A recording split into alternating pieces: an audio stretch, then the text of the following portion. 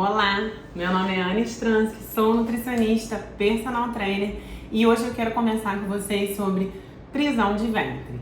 Como saber se você tem prisão de ventre e quais são as consequências da constipação intestinal, também conhecida como prisão de ventre.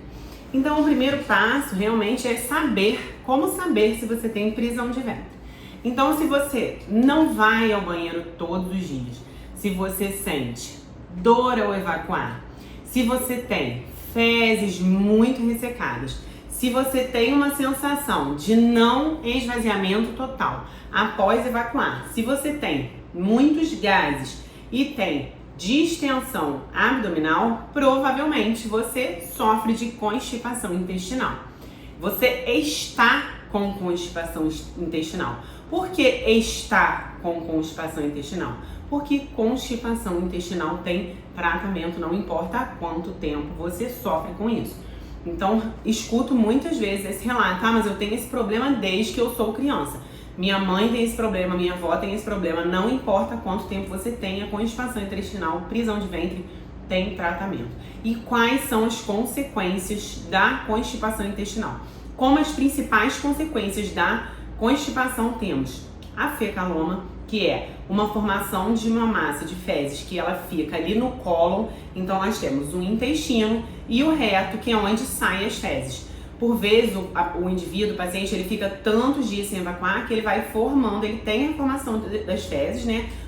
Como comemos todos os dias, temos formação de fezes todos os dias.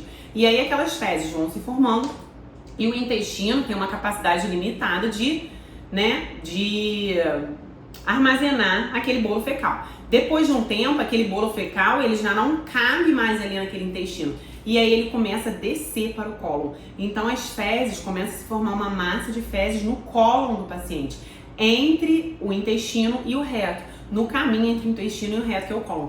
E por muitas vezes esse paciente, quando ele faz essa formação desse fecaloma, essa massa de fezes só conseguimos retirar em ambiente hospitalar. É necessário fazer a retirada manual dessa massa de fezes, e esse fecaloma, essa formação de fecaloma é uma consequência muito comum, mais comum do que se imagina do fecaloma.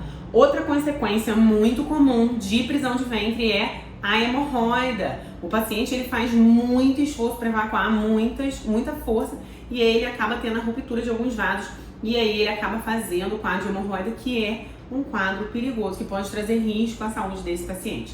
Outra consequência muito comum são fissuras anais. Ele começa a romper ali alguns vasos anais devido ao esforço extremo, intenso que ele faz para evacuar. Outra consequência é a formação de pólipos, que é um problema grave de saúde, né? A formação de pólipos intestinais. Uma outra consequência da constipação intestinal grave pode ser o desenvolvimento de câncer de intestino, porque as fezes, elas são um material entupido, lotado de bactérias, né?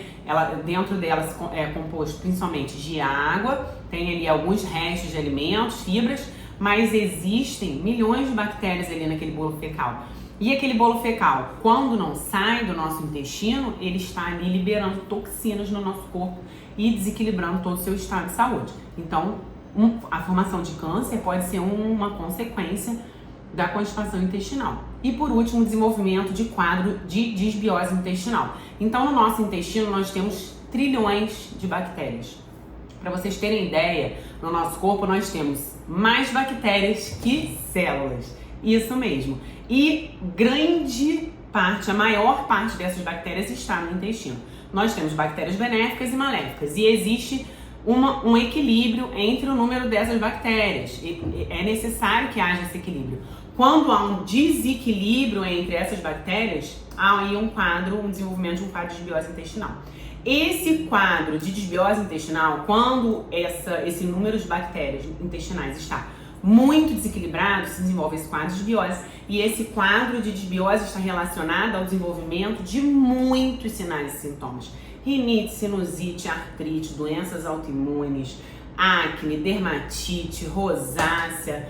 Inúmeros sinais e sintomas estão relacionados a um quadro de desbiose intestinal, até transtorno de ansiedade, depressão, transtorno de pânico. Então, se você tem constipação intestinal, prisão de ventre, você precisa procurar tratamento. Não importa quanto tempo você sofre com isso, tem tratamento. Não é normal não fazer cocô todos os dias. Se nós comemos todos os dias, fazemos digestão todos os dias, o que sobra precisa sair do nosso organismo, se não está dentro do seu corpo intoxicando, né? Liberando toxinas e desequilibrando todo o seu organismo. Então, agora que você já sabe se você tem ou não constipação intestinal depois desse vídeo e quais são as consequências de ter prisão de ventre e constipação intestinal, se você tem esse problema, você precisa procurar tratamento. Se você ainda não me segue, me siga lá no Instagram.